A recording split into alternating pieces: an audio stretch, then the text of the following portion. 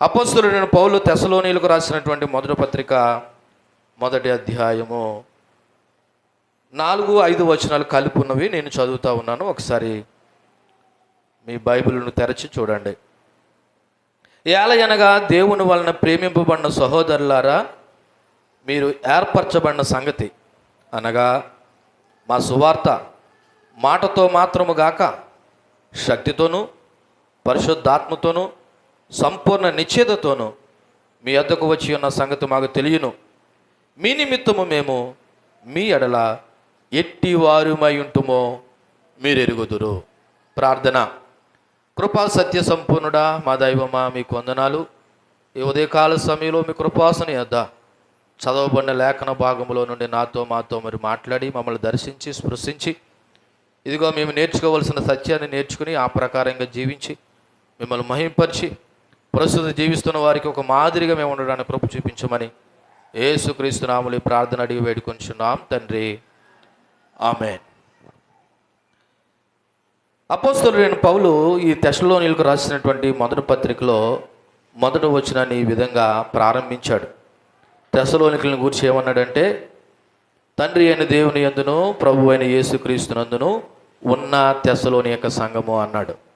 ఏమన్నాడండి? తండ్రి అయిన దేవుని యందును ప్రభు అయిన యేసుక్రీస్తునందు ఉంది అని డిక్లేర్ చేశాడు. ఏ సంఘము? తెస్సలోనిక సంఘం. ఎందుకు ఉందంటే దానికి వివరణ ఇచ్చాడు. 2-3 వచనాలు మనం గత వారం జ్ఞాపకం చేసుకున్నాం. ఎందుకు తెస్సలోనిక సంఘం తండ్రి అయిన దేవుని యందును ప్రభు అని యేసుక్రీస్తునందు ఉందని పౌలు భద్ర అంత ఘంటాపదంగా డిక్లేర్ చేయడానికి కారణం ఏంటంటే, ఒక సంఘానికి ఉండవలసిన లక్షణాలు ప్రధానమైనవి ఈ తెస్సలోనిక సంఘం కలిగి ఉంది. అది ఏంటి? 2వ వచనంలో ఉంది. విశ్వాసంతో కూడిన మీ పని. రెండోది ప్రేమతో కూడిన మీ ప్రయాస. మూడోది ప్రభు అని యేసుక్రీస్తునందలి నిరీక్షణతో కూడిన మీ ఓర్పు. ఇది ప్రతి సంఘము ప్రతి క్రైస్తవుడు కలిగి ఉండవలసిన అతి ప్రాముఖ్యమైన 3 సద్గుణాలు. ఈ 3 తెస్సలోనిక సంఘం కలిగి ఉంది కాబట్టి పౌలు భక్తుడు కూడా వీళ్ళ గురించి ఏం చేశాడంట మనం చదివాము. అందుకే మీ విషయము మేము ఎల్లప్పుడూ ఏం చేసుకుంటున్నామంటే జ్ఞాపకం చేసుకుంటున్నాము. మా ప్రార్థనలు యందు మీ విషయమే విజ్ఞాపన చేయించున్నాము. మూడోది మీ అందరి నిమిత్తము ఎల్లప్పుడూ దేవునికి ఏం చెల్లిస్తున్నాము? కృతజ్ఞతాస్తుతులు చెల్లిస్తున్నాం. ఎందుకంటే ఒక సంఘానికి ఉండవలసిన లక్షణాలు తెస్సలోనిక సంఘం కలిగి ఉంది కాబట్టి పౌలు భక్తుడు మీరు నిజంగా తండ్రి అయిన దేవుని యందును ప్రభువు అని యేసుక్రీస్తునందు ఉన్న సంఘము, అందుకే కృపయు సమాధానం మీకు కలుగునుగా కానీ వాళ్ళని దీవించి ఆశీర్వదించాడు. కాబట్టి ప్రతి క్రైస్తవుడు ప్రతి వ్యక్తి నేటి సంఘం కూడా రాబోయే సంఘం కూడా ఏ విధంగా మరి ఈ తెస్సలోనిక సంఘం కలిగి ఉన్నదో అటువంటి లక్షణాలు మనం అందరం కలిగి ఉన్నప్పుడే మనము కూడా తండ్రి అయిన దేవుని యందును ప్రభు అని యేసుక్రీస్తునందును ఉన్న సంఘంగా ఉంటామనే విషయాన్ని మనము గుర్తెరగాలి. అయితే ఈ 4వ వచనంలో ఏం చెప్తున్నాడంటే, తెస్సలోనిక సంఘము మరి సువార్త విన్నప్పుడు లేదా పౌలు వాళ్ళకి సువార్త ప్రకటించినప్పుడు వాళ్ళు స్పందించి వాళ్ళు రక్షింపబడి ఉన్నారన్నట్టుగా రుజువుగా వాళ్ళు ఎంత బలమైన విశ్వాసము ప్రేమ నిరీక్షణ కలిగి ఉన్నారో పౌలు భక్తుడు వివరిస్తున్నాడు.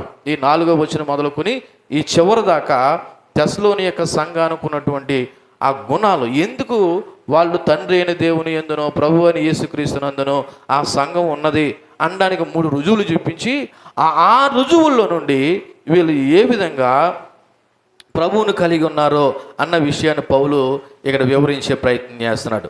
అందులో చూడండి, మొదటగా 4వ వచనంలో ఏలయనగా దేవుని వలన ప్రేమింపబడిన సహోదరులారా అని ఉంది.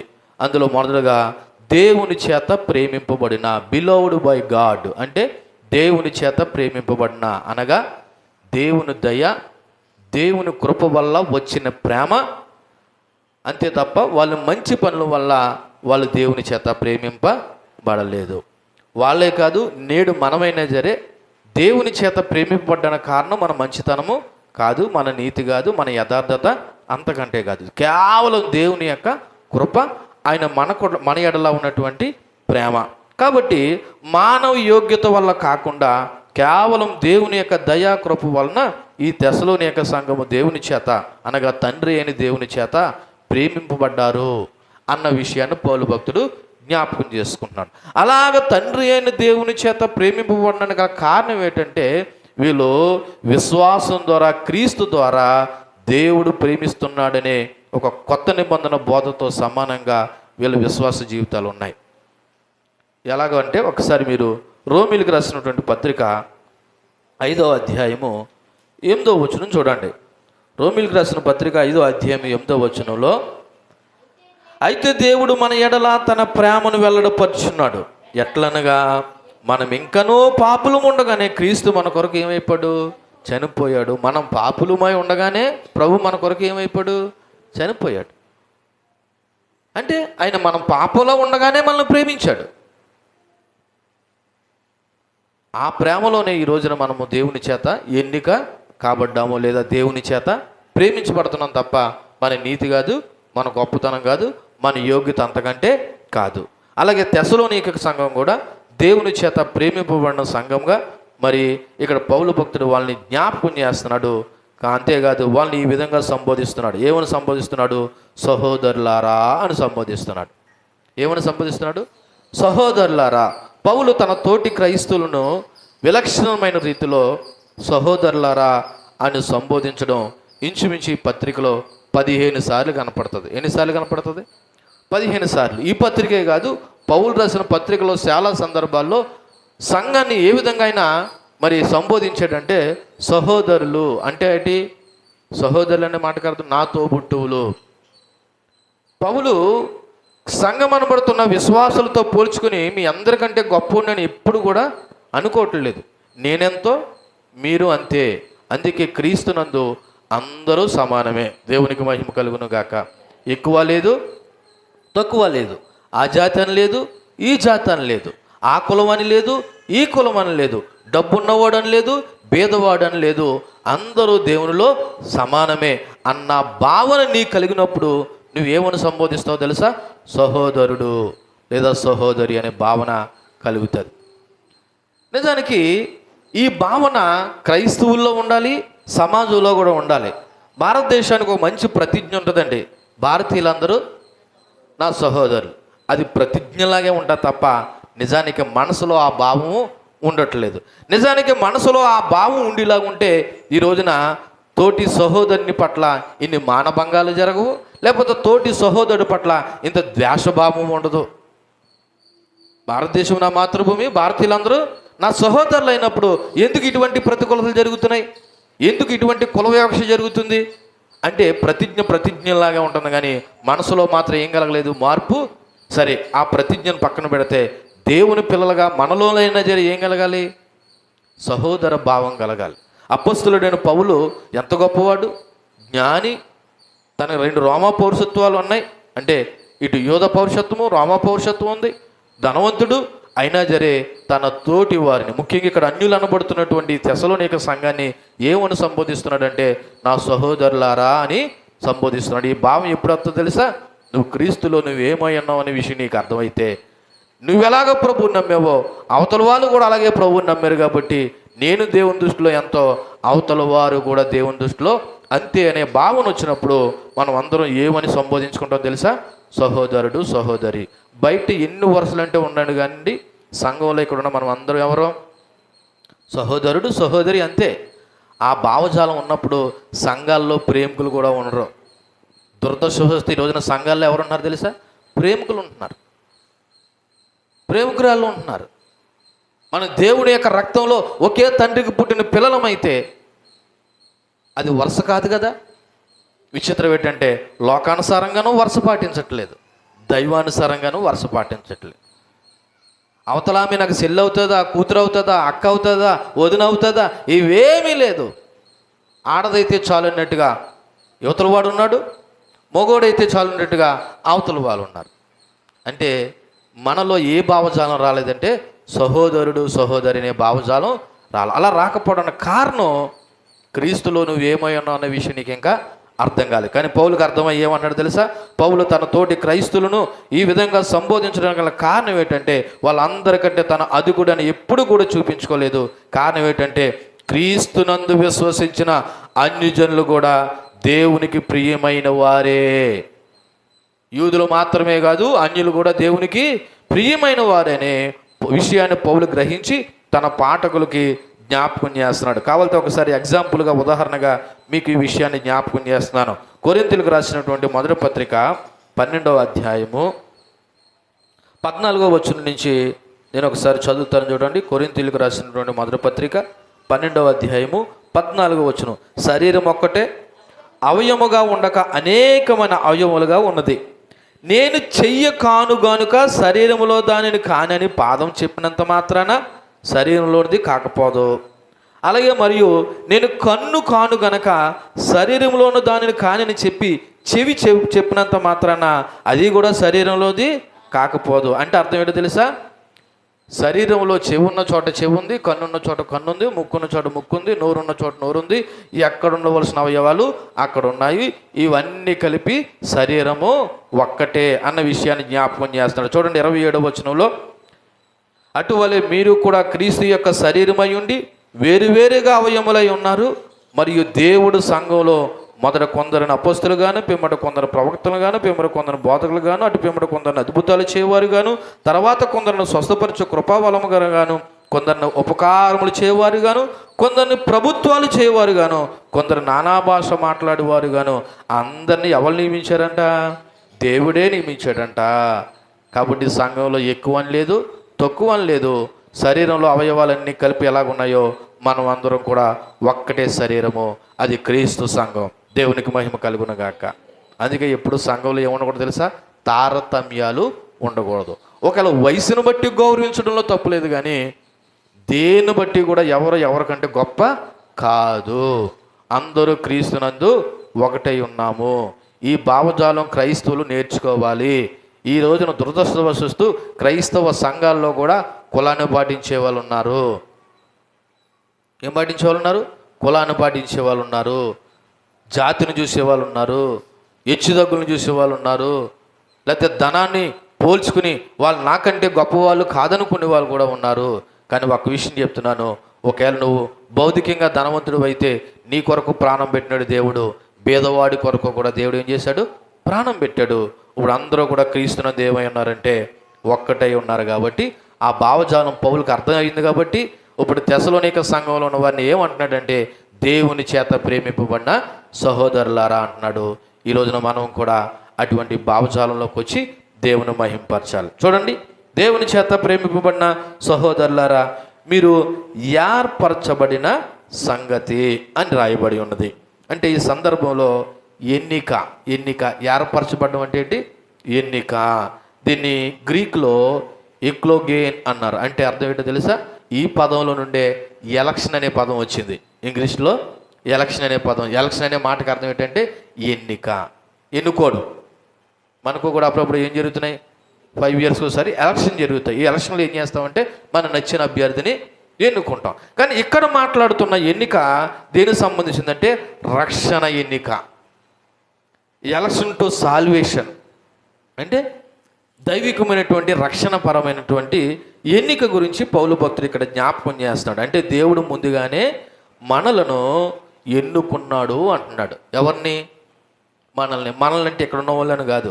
ఒకసారి ఎఫెసీయులకు రాసిన పత్రిక 1వ అధ్యాయము 4-5 వచనాలు చూద్దాం. ఇక్కడ మనలు లేకపోతే దేవుని దృష్టిలో ముందుగా ఎన్నుకోవడం అనే మాటకు అర్థం ఒకసారి చూస్తే ఎట్లనగా తన ప్రియుని యందు తాను ఉచితంగా మనకు అనుగ్రహించిన తన కృపా మహిమకు కీర్తి కలిగినట్లు తన చిత్త ప్రకారమైన దయా సంకల్పం చొప్పున యేసు క్రీస్తు ద్వారా తన కుమారులుగా స్వీకరించుటకే మనల్ని ముందుగా తన కోసం నిర్ణయించుకున్నాడు. ఇక్కడ ముందుగానే మాటకు అర్థం ఏంటి తెలుసా? ఆలకించండి. జగత్తు పునాది వేయబడక ముందే మనల్ని ఎన్నుకున్నాడంట. మనల్ని అనే మాటకు అర్థం ఏంటంటే మానవ జాతిని ఎన్నుకున్నాడు. అంటే దేవుడు దేనికి ప్రయారిటీ ఇచ్చాడంటే ఈ సృష్టికి కాదు, ఈ సృష్టిలో ఉన్నవి కాదు, ఈ సృష్టిలో ఉన్న కంటే ఈ సృష్టి కంటే దేవుడు మొట్టమొదటిగా ఎవరిని ఏర్పాటు చేసుకున్నాడు అంటే మానవ జాతిని ఏర్పాటు చేసుకున్నాడు. అది కూడా తన కుమారుని అనబడుతున్న యేసుక్రీస్తు ద్వారా. సో ముందుగా ఆయన ఎన్నుకున్నాడంటే ఇక్కడ ఉన్న మనల్ని ఎన్నుకున్నాడేమో, ఇంక బయట వాళ్ళు ఎన్నుకోలేదేమో అని అనుకోవద్దు. దేవుడు అందరినీ ఎన్నుకున్నాడు. కాకపోతే ఆ ఎన్నికలో కొందరు ఆయన మాట అంగీకరిస్తున్నారు, కొందరు ఏం చేయట్లేదు, అంగీకరించట్లేదు. ఎందుకంటే దేవుడు అందరికీ ప్రభు అయినాడు. ఆయన అందరి కొరకు కూడా ఏం పెట్టాడు? ప్రాణం పెట్టాడు. అవతల వాళ్ళు ఒప్పుకున్నా ఒప్పుకోలేకపోయినా. జగత్తు పునాది వేయబడకపోయి దేవుడు మనల్ని అందరినీ తన కోసం ఏం చేసుకున్నాడంట? నిర్ణయించుకున్నాడు, ఎన్నుకున్నాడు. కాబట్టి పౌలు ఇది తెలుసుకున్నాడు. కాబట్టి మరి ఇది దేవుడి చేత ఎన్నుకోబడిన వారుగా తెస్సలోనిక సంఘాన్ని గుర్తెరిగాడు. అలా గుర్తెరగడానికి కారణం ఏంటో తెలుసా? వాళ్ళు మార్పు చెందిన విధానం అటువంటిది. మీకు అర్థమయ్యేలాగా చిన్న ఉదాహరణ చెప్తా. ఒక వ్యక్తి భయంకరమైన వ్యసనాలు కలిగి తన జీవితాన్ని నాశనం చేసుకొని, అవసరమైతే ఇతర జీవితాలను కూడా నాశనం చేసేంత క్రూరుడైనటువంటి వ్యక్తి ఒక రోజున ఆల్ ఆఫ్ సడన్గా తన వ్యసనాలన్నీ మానేసి ప్రభు దగ్గరికి వచ్చాడు. ఎవరి దగ్గరికి వచ్చాడు? ప్రభు దగ్గరికి వచ్చాడు. ఈ రకమైనటువంటి మార్పు తనలో ఎలా కలిగిందంటే అది దేవుని శక్తితోనే కలిగింది. ఆ మాట కూడా తర్వాత వచనంలో ఉంది. దేవుడు అందరినీ ఎన్నుకున్నాడు, మనుషులు అనబడుతున్న అందరినీ ఎన్నుకున్నాడు.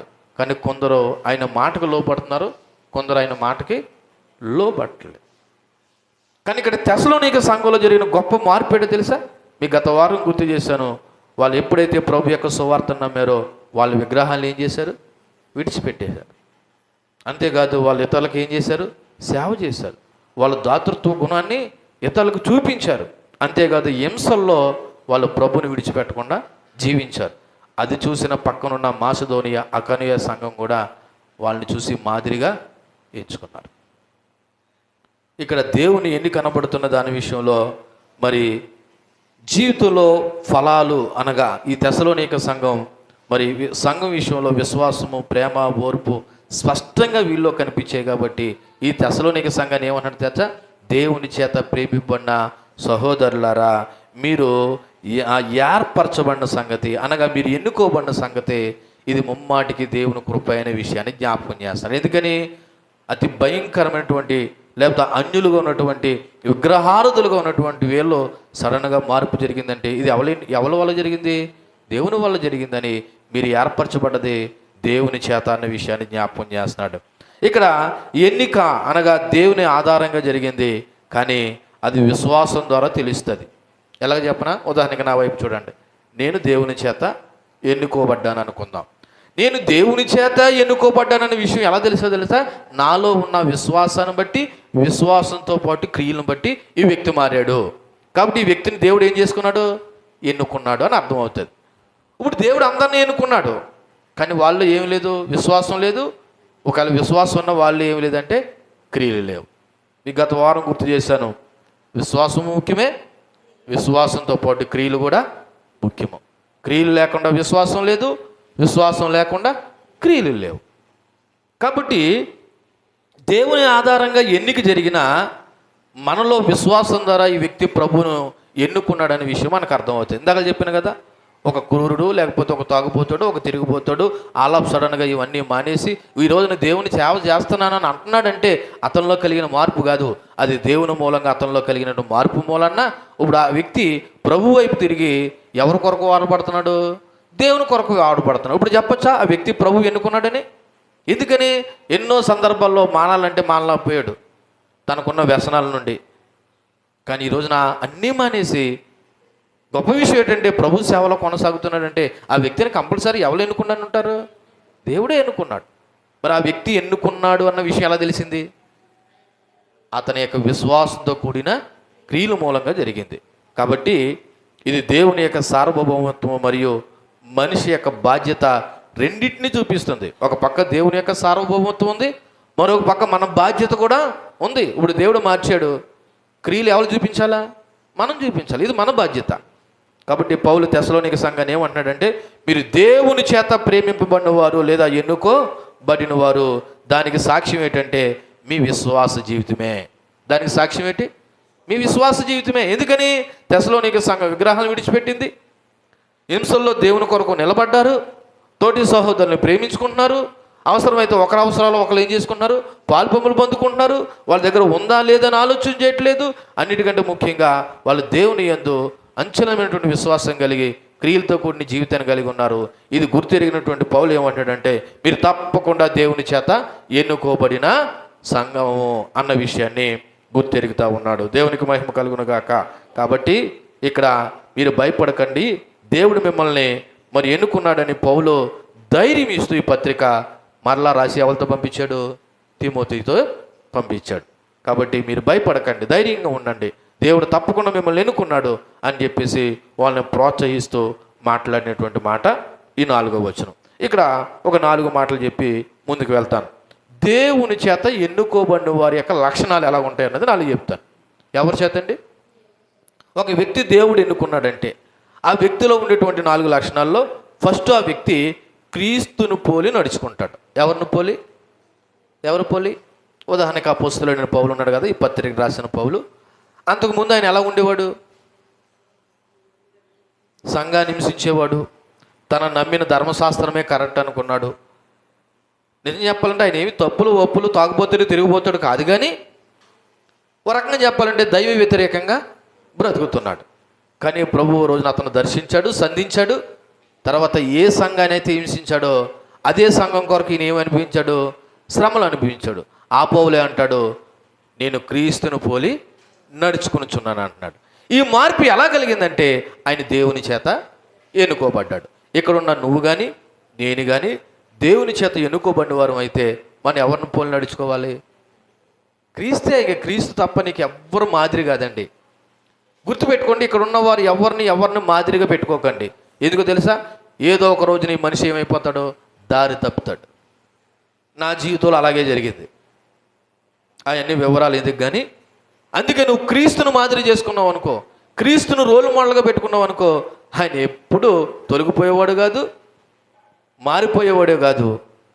ఆయనను నువ్వు ఆదర్శంగా తీసుకుంటే నువ్వు కూడా ఆయన మార్గంలోనే నడుస్తావు. కాబట్టి ఇక్కడ మన అందరికీ ఆదర్శం ఎవరు? యేసుక్రీస్తే.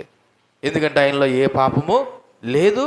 అలాగే ఆయన నమ్మిన వారు కూడా పాపంలో బ్రతకకుండా ఉండడానికి ఒక మాదిరిగా ఉంటారు. కాబట్టి మొట్టమొదటి లక్షణం ఏంటంటే, ఒక వ్యక్తి ఎన్నుకోబడ్డాడు అన్న కారణం, ఎన్నుకోబడిన వ్యక్తి అయితే ఇక మిగతా తన జీవితంలో ఎవరిని పోలి నడుచుకుంటాడు? మాట్లాడండి. క్రీస్తుని పోలి నడుచుకుంటాడు. అప్పుడు దాకా తన నడక వేరు, ప్రభువుని నమ్మిన తర్వాత తన నడక వేరు. ఒకవేళ ఎందుకురా అబ్బాయి నువ్వు ఎలా నడుస్తున్నావు అంటే ఆయన అంటాడు, నేను ఎవరిని పోలి నడుచుకుంటానండి? క్రీస్తు నన్ను ఎలా నడవమన్నాడు, నేను ఎలా నడుగుతున్నానని చెప్తాడు. అది మొదటి లక్షణం. రెండోది ఏంటి తెలుసా? పరిశుద్ధాత్మ వలన కలిగే ఆనందంతో, పరిశుద్ధాత్మ వలన కలిగే ఆనందంతో ఉపద్రవంలో కూడా సహించుకుంటాడంట. మీకు ఇక్కడ ఒక మాట అర్థం కావాలి. ఆనందమే కానీ ఆనందం ఎక్కడ తెలుసా? ఉపద్రవం. ఉపద్రవం అంటే ఏంటి? కష్టంలో కూడా ఆనందిస్తాడంట. ఇదే పరిశుద్ధాత్మ వలన కలిగే ఆనందం. దీనికి కూడా ఉదాహరణ చెప్పమంటారా? పౌలు శీలను చెదగొట్టి చెవులు మూసేసి ఎక్కడ కూర్చోబెట్టారు? జైల్లో పెట్టారు. వాళ్ళు ఏం చేస్తున్నారు? మిడ్ నైట్ అమ్మయ్య బాబు జండు బాబు రాసుకుంటున్నారా? కీర్తనలు పాడుతూ ప్రార్థనలు చేస్తున్నారని. అంటే ఉపద్రవంలో వాళ్ళు ఏమి వెతుక్కున్నారు? మాట్లాడరే.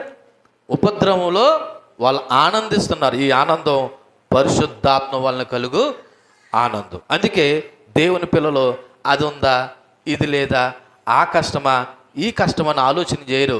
వాళ్ళు దుఃఖంలో కూడా సంతోషంగా ఉండగలుగుతారు. దానికి కారణం ఏంటి తెలుసా? వాళ్ళ ఆధారం ఎవరు? దేవుడే. ఇది పరిశుద్ధాత్మ వాళ్ళని ధైర్యపరిచే విధానం. కృంగిపోరు. ఒకవేళ బాధలు వచ్చినా తట్టుకోగలిగేటువంటి సామర్థ్యం పరిశుద్ధాత్మ దేవుడు వాళ్ళకి ఇస్తాడు. అందుకే రెండవ లక్షణం ఏంటి తెలుసా? పరిశుద్ధాత్మ కలిగే ఆనందంతో ఉపద్రవాలను కూడా సహించుకుంటారు. వీళ్ళు ఏం చేస్తారు? సహిస్తారు. శ్రమలు వచ్చిన జరి ఏం చేస్తారు? సహిస్తారు. తెసలోనికే సంఘం అలా శ్రమల్లో దేవుని కొరకు వాళ్ళు ఏం చేశారంటే సహింపబడ్డారు, ఓర్చుకున్నారు. మూడోది ఇంపార్టెంట్, ఇలా ఇతర విశ్వాసులకి మాదిరిగా ఉంటారంటండి. ఒక వ్యక్తి దేవుని చేత ఎన్నుకోబడినవాడైతే ఆ వ్యక్తి ఇతర విశ్వాసులు కానీ సమాజంలో ఉన్నవారు కానీ ఎలాగుంటాడంట? మాదిరి. మాదిరి అంటే పౌలు అన్నాడు కదా, నేను ఎవరిని పోలి నడుచుకుంటాను. నువ్వు కూడా నేను కూడా ఆ మాట అనగలదు. ఇదిగో నన్ను పోలి నడుచుకుంటయ్యా. ఒక నువ్వు అంత ధైర్యం ఆ మాట అనకపోయినా నిన్ను చూసిన వారు వీళ్ళు చాలా పద్ధతిగా వాక్యానుసారంగా దేవుని పోలి నడుచుకుంటారని కనీసం వాళ్ళైనా జరి అనుకోవాలి. మనల్ని చూసి అలా అనుకోవాలంటే మనం వాళ్ళకి ఏం కావాలి? మాదిరి కావాలి. ఎక్కడుంది మాదిరి? మాటలో మాదిరి, చూపులో మాదిరి, ప్రవర్తనలో మాదిరి, తలంపులో మాదిరి. ఇంకో విషయం చెప్పమంటారా? ఈ సమాజాన్ని మార్చగలిగే శక్తి ఒక క్రైస్తవుడికి మాత్రమే ఉంది. అది కూడా నీ సత్ప్రవర్తన మూలంగా. సొల్లు కబుర్లు చెప్తే మారరు, బడాయి కబుర్లు చెప్తే మారరు. ఆ రోజులు పోయాయి. నీ ప్రవర్తనే ఇతరులకు ఒక సువార్త కావాలి. దేవునికి మహిమ కలుగును గాక. నా ప్రవర్తన ఇతరులకు ఒక సువార్త కావాలి. ఒక వ్యక్తి దేవుని చేత ఎన్నుకోబడినవాడు అయితే ఆ వ్యక్తిలో ఉండేటువంటి మూడవ లక్షణం ఏంటంటే అతడు ఇతర విశ్వాసులకి ఆదర్శవంతమైన జీవితాన్ని జీవిస్తాడు. ఇక్కడ ఒక విషయం జ్ఞాపకం చేసుకోండి. నిన్ను బట్టి ఎవరో పాడైపోవడానికి నీ జీవితం కారణం కాకూడదు. నన్ను బట్టి ఏ వ్యక్తి కూడా పాడైపోవడానికి నా జీవితం కారణం కాకూడదు. ఎందుకు తెలుసా? ఈరోజున చాలామంది ఫాలోవర్స్ కొంతమందికి ఉంటారు. ఇప్పుడు ఆ వ్యక్తి మిస్టేక్ చేశాడంటే ఇప్పుడు ఆటోమేటిక్గా ఫాలోవర్స్ కూడా ఏమైపోతారు? మిస్టేక్లో పడిపోయినట్టే. అందుకే మనం ప్రతిరోజు ఎలాగ ఉండాలంటే ఇతరులకి మాదిరిగా ఉండడానికి ఎప్పటికప్పుడు సరి చేసుకోవాలి. ఈ అనుభవం కూడా నా జీవితంలో జరిగింది. నాకు తెలిసిన సేవకుడు ఇదిగో పాపంలో పడిపోతే అతని వెనకాల ఉన్న వాళ్ళందరూ కూడా ఏమైపోయారు తెలుసా? పాపంలో పడిపోయారని చెప్పలేను కానీ చెదిరిపోయారు. ఏమైపోయారు? చెదిరిపోయారు. కారణం ఏంటి తెలుసా? వాళ్ళకైనా ఏమి లేకుండా పోయాడు, మాదిరి లేకుండా పోయాడు. క్రైస్తవ విశ్వాస జీవితం సవాలుతో కూడుకున్నది. ఎప్పటికప్పుడు ఇతరులకి మనం ఎలా ఉండాలి తెలుసా? మాదిరిగా ఉండాలి. అలా ఎవడు మాదిరిగా ఉంటాడంటే వాడు దేవుడి చేత ఎన్నుకోబడిన వాడైతేనే మాదిరిగా ఉంటాడు. ఒకసారి ఆలోచన చేయండి. మనం ఎవరికైనా మాదిరిగా ఉన్నామా? మనల్ని చూసి ఎవరైనా మార్పు చెందడానికి మన జీవితం ఏమైనా ఉదాహరణగా కనబడుతుందా? అలా కనబడాలంటే నువ్వు చాలా ఆశలు చంపుకోవాలి, చాలా కోరికలు చంపుకోవాలి. ఒక పక్క మానేయవలసినవి మానేయాలి, ఒక పక్క చేయవలసినవి కూడా చేయాలి. ఇందాక ధ్యానాంశంలో చెప్పినప్పుడు దానం చేయాలి, దాతృంగా ఉండాలి. అలా ఉండాలంటే మనం చాలా జాగ్రత్తగా క్రైస్తవ విశ్వాస జీవితాన్ని కొనసాగించాలి. నాలుగోది మరి ముఖ్యంగా వీళ్ళు యేసుక్రీస్తు పరలోకం నుండి తిరిగి వస్తాడని ఆశతో ఎదురు చూస్తారంట. శ్రమలు వచ్చినా, నిందలు వచ్చినా, అవమానాలు వచ్చినా ఇవన్నీ పక్కన పెట్టండి. అయ్యా యేసు ప్రభు వచ్చినా ఎక్కడ తీసుకెళ్తాడు? తన రాజ్యంలోకి. వీళ్ళు పాట పాడేసి ఊరుకోరు. యేసు రాజుగా వచ్చుచున్నాడని పాట పాడేసి ఊరుకోలేరు. ఆ పాటలో ఉన్న సత్యాన్ని గ్రహించి దేవుడు రెండో రాకడ కొరకు ఆశతో ఎదురు చూస్తారు. ఏం చేస్తారు? ఆశ. ఎవరో ఈ లక్షణాలన్నీ ఎవరిలో ఉంటాయని చెప్పాను.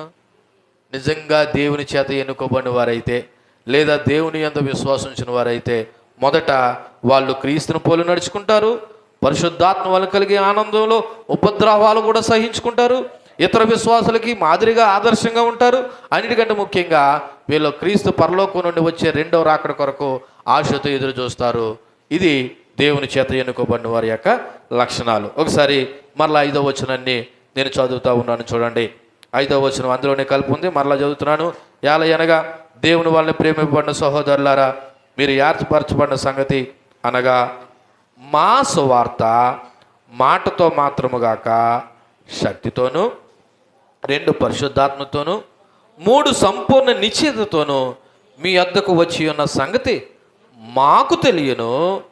మీ నిమిత్తము మేము మీ ఎడల ఎట్టివారుమై ఉంటుమో మీరు ఎరుగుదురు. ఈ 5వ వచనాన్ని చెప్పి మనం ముగించుకుందాం. ఈ 5వ వచనంలో మీ ఎన్నిక మేము తెలుసుకుని ఉన్నామని పౌలు చెప్పిన మాటకి ఎవిడెన్స్ చూపిస్తున్నాడు. 4వ వచనంలో ఏమన్నాడు? మీరు దేవుని చేత ఏర్పరచబడిన వారైన సంగతి మాకు తెలియని అంటున్నాడు. ఎలా తెలుసు అన్నది ఎవిడెన్స్ చెప్తున్నాడు. ఏంటంటే ఎవిడెన్స్? ఫస్ట్ మేము ప్రకటించిన సువార్త అనగా అక్కడ మా సువార్త అని ఉంది. మా సువార్త అంటే యేసుక్రీస్తు ద్వారా వీళ్ళు నేర్చుకున్న సువార్త మా సువార్త అన్న మాటతో ఇదిగో అది మాట మాత్రము కాక అన్నాడు. అంటే అర్థం ఏంటో తెలుసా? నాట్ ఇన్ వర్డ్ ఓన్లీ అంటే ఓన్లీ మాటలతో కాదు, ఇది చేతలతో కూడిందని చెప్తున్నాడు. క్రీస్తు యొక్క సువార్త కేవలం మాటలు మాత్రమే కాదు, తర్కాలు మాత్రమే కాదు, బోధ మాత్రమే కాదు, అంతకు మించి 3 ప్రాముఖ్యమైన మాటలు ఇక్కడ పౌలు భక్తుడు జ్ఞాపకం చేస్తున్నాడు. అది ఏంటంటే మొదటిది శక్తితోనూ, 2 పరిశుద్ధాత్మతోనూ, 3 సంపూర్ణ నిశ్చయతతోనూ అన్న విషయాన్ని ఇక్కడ జ్ఞాపకం చేస్తున్నాడు.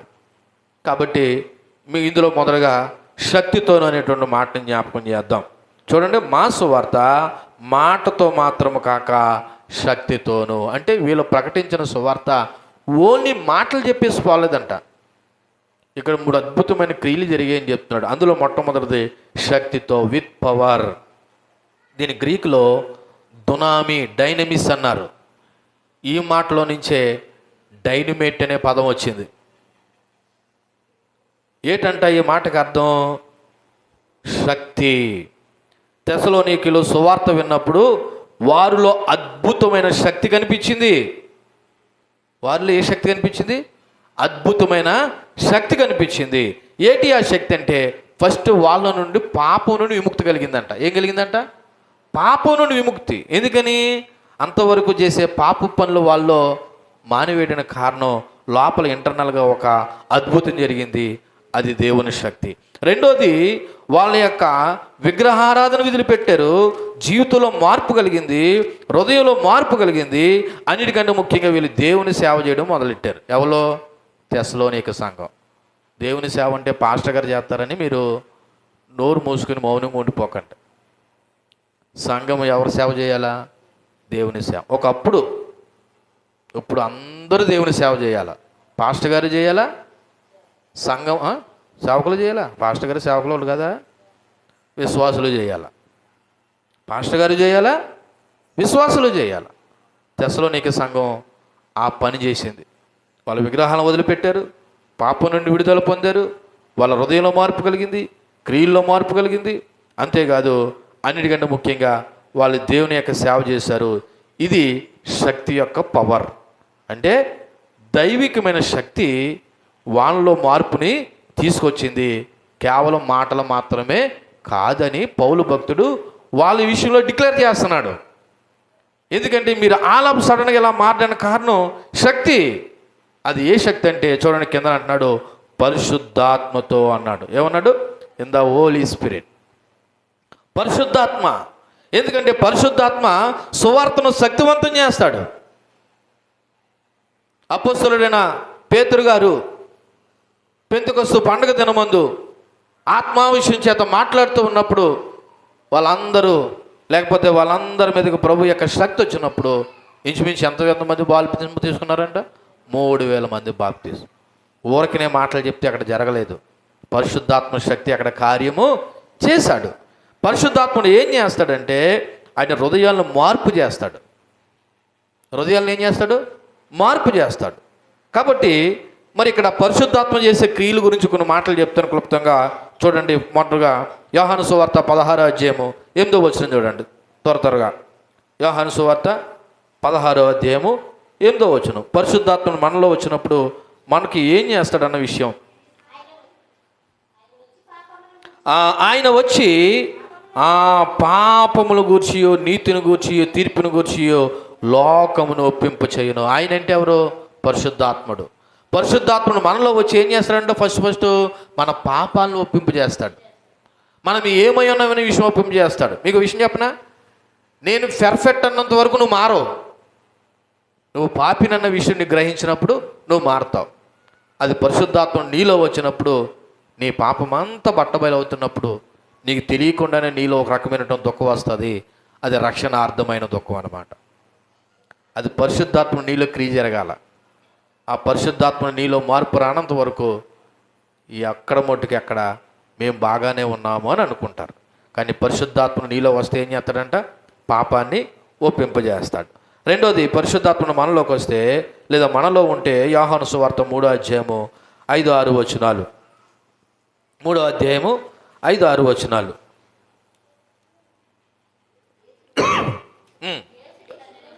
యేసు ఎట్లన్నాడు? ఒకటి నీటి మూలంగాను ఆత్మ మూలంగాను జన్మింతేనే కానీ దేవుని రాజ్యంలో ప్రవేశింపలేడని మీతో నిశ్చయముగా చెప్పుచున్నాను. అంటే రెండోది ఏం జరుగుతుందంటే నూతన జన్మ జరుగుతుంది. ఏం జరుగుతుంది? నూతన జన్మ. నూతన జన్మ బాప్తిసం తీసుకుంటే జరగదు, బాప్తిసానికి ముందే జరుగుతుంది. దాన్ని క్రియ రూపంలో బాప్తిసం అన్నాం. మీకు విషయం తెలుసా? నమ్మి బాప్తిసం పొందినవాడు రక్షింపబడి, అంతేగాని బాప్తిసం తీసుకొని నమ్మినవాడు రక్షింపబడడం కాదు. మనం ఉల్టా పల్టా చేస్తాం ఈ రోజున బాప్తిసాలంటే. బాప్తిసం ఎప్పుడు తీసుకోవాలా? నమ్మి తీసుకోవాలా. బాప్తిసం తీసిన పాస్టర్ గారు ఆడే మారతాడంటే అది వాక్య వ్యతిరేకం. అది నూతన జన్మ నీలో రావాలంటే ముందు పరిశుద్ధాత్మ దేవుడు నీలోకి వస్తేనే కానీ, నువ్వు ఒప్పింపబడితేనే కానీ నువ్వు ఆయన నమ్మలేవు, నీలో మార్పు రాదు. కానీ పరిశుద్ధాత్మ మనలోకి వస్తే నూతన జన్మ అనేది ఇస్తాడు. మరొక మాట చూడండి, కొరింథీయులకు రాసిన మొదటి పత్రిక 6వ అధ్యాయం 19వ వచనం కూడా చూడండి. పరిశుద్ధాత్మను మనలో ఇంకేం చేస్తారంటే కార్యాలు. ఇవన్నీ మీకు ఎందుకు చెప్తున్నానంటే ఒకసారి మనం సరి చేసుకోవడానికి. కొరింథీయుల మొదటి పత్రిక 6వ అధ్యాయము 19వ వచనం. మీ దేహము దేవుని వల్ల మీకు అనుగ్రహింపబడి మీలో ఉన్న పరిశుద్ధాత్మకు ఆలయమే ఉన్నదని మీరు ఎరగరా? మీరు మీ సొత్తు కాదు, విలువ పెట్టి కొనబడినవారు కనుక మీ దేహంతో దేవుని మహింపరచండి. మూడోది ఏం చేస్తాం తెలుసా? విశ్వాసంతో మనము దేవునికి ఆలయంగా ఉంటాం. ఎలాగ ఉంటామండి? ఇలా చూడండి, ఈ దేహంతో పాపం చేయడానికి భయపడతాం. అబద్ధం ఆడడానికైనా, బూతులు మాట్లాడడానికైనా, గొడవలు ఆడడానికైనా మనలో ఏం కలగాల? భయం వస్తుంది. ఎందుకు వస్తుంది భయం? అబ్బో, ఈ దేహంలో ఎవరున్నారు? దేవుడు ఉన్నాడు, దేవుడు ఉండే నివాసం ఇది అన్న భయము భావం నీకు ఎప్పుడు వస్తుంది అంటే పరిశుద్ధాత్మను మనలో ఉన్నప్పుడు. నాలుగోది చూడండి, పరిశుద్ధాత్మ దేవుడు మనకి అపోస్తలుల కార్యాలు 1వ అధ్యాయము 8వ వచనం, అలాగే తెస్సలోనికీయులు 1వ అధ్యాయం 5వ వచనం మనం చదివాము. అపోస్తలుల కార్యాలు 1వ అధ్యాయము 8వ వచనం. అక్కడ అన్నాడు, ప్రభు వాళ్ళతో మాట్లాడాడు. ఏమని మాట్లాడాడు? ఇదిగో పరిశుద్ధాత్మ మీ మీదకి వచ్చినప్పుడు మీరు శక్తిని అందుదురు కనుక మీరు యెరూషలేములోను యోదయ సమరయ దేశంలో అంతటను భూమి అంతవరకును నాకు సాక్షులై ఉంటారు. పరిశుద్ధాత్మ మనలో ఉంటే మనకి ఏమొస్తుందంట? శక్తి. ఈ శక్తి ఏదో తింటే తాగుతూ వచ్చే శక్తి కాదు, ఇది పరిశుద్ధాత్మను మనలో కలుగజేసే శక్తి. ఇలా చూడండి, పరిశుద్ధాత్మ మనలో ఎప్పుడైతే ఉంటాడో మనం ఇతరులకి సాక్ష్యంగా ఉంటామంట. ఈ రోజున ఇతరులకి సాక్ష్యంగా ఉండలేకపోవడానికి కారణం ఏంటి తెలుసా? మనలో ఎవరు లేరు? మాట్లాడరే? ఇందాక అలా దేవుని చేత ఎన్నుకోబడిన వారు ఇతరులకు ఎలా ఉంటారని చెప్పాను? మాదిరిగా ఉంటారన్నాను కదా. ఈ మాదిరి లేకపోవడానికి కారణం ఏంటంటే మనలో పరిశుద్ధాత్ముడికి మనం అవకాశం ఇవ్వలేకపోవడం, లేదా పరిశుద్ధాత్మ మనలో లేకపోవడం. తర్వాత ఇంకో మాట చూడండి, మనకు తెలుసు గలతీయులకు రాసిన పత్రిక 5:22లో ఆత్మఫలం ఫలిస్తామంట. పరిశుద్ధాత్మ మనలో ఉంటే ఏం చేస్తామంట? ఆత్మఫలం ఫలిస్తాము. అలాగే మరొకటి, పరిశుద్ధాత్మ మనలో ఉంటే మనం సత్యంలోకి నడిపించబడతామంట. యోహాను సువార్త 16వ అధ్యాయము 13వ వచనం చూడండి. యోహాను సువార్త 16వ అధ్యాయము 13వ వచనం. అయితే ఆయన అనగా సత్యస్వరూపైన ఆత్మ వచ్చినప్పుడు మిమ్మల్ని సర్వసత్యములోకి నడిపించును. పరిశుద్ధాత్మను మనలో ఉంటే ఏం చేస్తామంట? సర్వసత్యం ఏంటంటే తెలుసా? అన్నీ సత్యంగానే కనపడతాయి, కానీ అసలైన సత్యం ఏంటని తెలియాలంటే నిన్ను ఎవరు నడిపించాలా? పరిశుద్ధాత్మను నడిపించాలి. చివరగా పరిశుద్ధాత్మను మనలోకి వస్తేనంట ఏం చేస్తాం తెలుసా? ప్రార్థనలో ఎదుగుతామంట. అంతేకాదు, అన్నిటికంటే ముఖ్యంగా ఈ మాట చదవండి, తెస్సలోనికి రాసినటువంటి మొదటి పత్రిక 5వ అధ్యాయము 23వ వచనం చూడండి. 23వ వచనం. సమాధానకర్తయగు దేవుడే మిమ్మల్ని సంపూర్ణంగా పరిశుద్ధపరచునుగాక, మీ ఆత్మీయ జీవమును శరీరమును మన ప్రభువైన యేసుక్రీస్తు రాకడ యందు నిందారహితంగాను సంపూర్ణంగా ఉండినట్లు కాపాడునుగాక. అంటే ఏంటి తెలుసా? పరిశుద్ధపరచబడతామంట. ఏమవుతామంట? ఇలా చూడండి, ఒకసారి ఈ మాట ఆలకించండి. బాప్తీసం తీసుకున్న వెంటనే, ప్రభు నమ్మిన వెంటనే మనలో పరిశుద్ధాత్మ మనలో ఉన్న వెంటనే పరిశుద్ధపరచబడ్డాం. ఏం చేస్తాం? దినదినము ఏమవుతాం? పరిశుద్ధపరచబడాలి. శాంటిఫికేషన్ అంటారు. ఇది పరిశుద్ధాత్మ వలన మనకి జరిగేటువంటి గొప్ప కార్యం. అదే మాట ఇక్కడ పౌలు తెస్సలోనికీ సంఘంతో ఏమంటాడంటే, సహోదరులారా, ఇదిగో మీరు శక్తితోనూ పరిశుద్ధాత్మతోనూ, మూడోది చూడండి, మూడోది సంపూర్ణ నిశ్చయతతో, ఫుల్ కన్వెన్షన్. అంటే ఏంటో తెలుసా? గ్రీక్లో దీన్ని ప్లేరోఫోరియా అన్నారు. అంటే ఏంటో తెలుసా? దృఢమైన నమ్మకము, ఎటువంటి సందేహం లేని హృదయ నిశ్చయము. వీళ్ళు ప్రభుని నమ్మినప్పుడు వీళ్ళకి ఏముండదు? అవిశ్వాసం ఉండదు. ప్రభువేనంటావా, ప్రభు కాదేమో అన్న అవిశ్వాసం ఉండదు. వన్స్ వీళ్ళు ప్రభుని నమ్మారంటే వీళ్ళు ఏముంటుంది తెలుసా? దృఢమైనటువంటి తెస్సలోనికీ సంఘం అలా నమ్మిందండి, అలా నమ్మారు. మీకు విషయం చెప్పనా? అన్య సహోదరులు, ముఖ్యంగా ఆయే విగ్రహారాధన చేసినట్టు వారు, ప్రభులో నూతనంగా వచ్చిన వారు, వాళ్ళు ప్రభులో చాలా దృఢంగా ఉంటారండి. కారణం ఏంటో తెలుసా? వాళ్ళు అన్నీ చూసి వచ్చారేమో, అసలైన శక్తి వాళ్ళకి తెలిసినప్పుడు వాళ్ళు అందులో స్థిరంగా ఉంటారు. ఈరోజు నా శక్తి ఏంటో తెలియక, ఆ ప్రభావం ఏంటో తెలియక, ఆ పూర్తి నిశ్చయత, దృఢ నిశ్చయం ఏంటో తెలియక ప్రభు విలువని తెలుసుకోలేకుండా పోతున్నారు. కానీ తెస్సలోనిక సంఘం అంట దేవుణ్ణి ఏం చేశారంట, సంపూర్ణ నిశ్చయంతో అనగా దృఢమైన నమ్మకంతో, ఎటువంటి సందేహం లేనటువంటి హృదయ నిశ్చయంతోనంట వాళ్ళు సువార్త విన్నప్పుడు ప్రభుని హృదయపూర్వకంగా స్వీకరించారంట. అంటే వాళ్ళు ఏ విధమైన అపనమ్మకం లేకుండా. కానీ మనకి ఆలోచన చేయండి, పూర్తిగా మీ నమ్మకం ప్రభు మీద ఉందా, లేదా కొన్ని సందర్భాల్లో నమ్మకం దాటుతుందా? నన్ను అడిగితే దాటుతుందని చెప్పాలి. ఎందుకని? మీరు పూర్తిగా ప్రభువును పాలవరు, అలాగని లోకాన్ని మొత్తం కలిపి మిక్స్ చేసేస్తారనమాట. అందుకే కదా గలతీయులకు రాసిన పత్రికలు మనం ఏం నేర్చుకున్నాం, మనం ఎలా ఉండాలని చెప్తుంది, పూర్తిగా వాక్యానుసారంగా జీవిస్తూ లోకాన్యాచారాలు మానేసి దైవ చిత్తంలో నడవాలన్నది జ్ఞాపకం చేశా. అది ఎప్పుడు కలుగుతుందో తెలుసా? పూర్తిగా ప్రభు మీద నీకు నమ్మకం కలిగినప్పుడు. ఎందుకు తెలుసా? ప్రభు తప్ప ఈ లోకంలో ఏ శక్తి కూడా అంత ప్రయోజనమైనది కాదు. దేవుని యొక్క శక్తి అన్నిటికంటే బలమైనది అన్న నమ్మకం నీలో కలిగినప్పుడు నువ్వేం చేస్తావు తెలుసా?